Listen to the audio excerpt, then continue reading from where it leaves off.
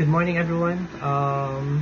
Today I wanted to talk about a man whose legacy has been a subject of a great debate and controversies. Dr. Jose P. Laurel, the President of the Philippines during the Japanese occupation in World War II.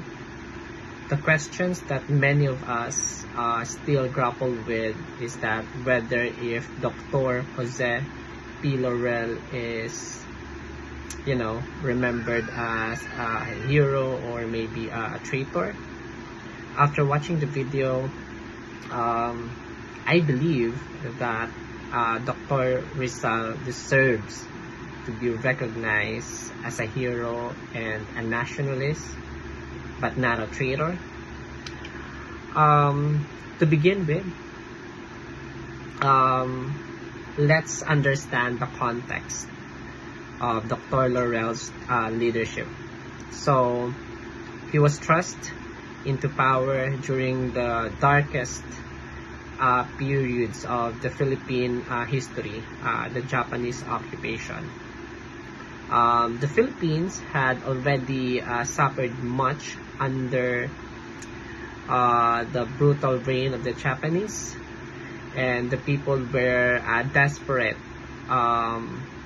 for any form of protection. It was during this time that Laurel was appointed as a president of the so-called puppet government, a position that many argue was given to him by the Japanese as a means of controlling the Filipino people.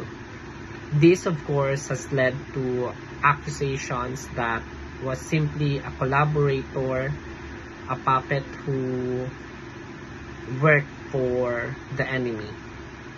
But if we look beyond the surface of this accusation, there's more to Dr. Jose Rizal actions than meets the eye.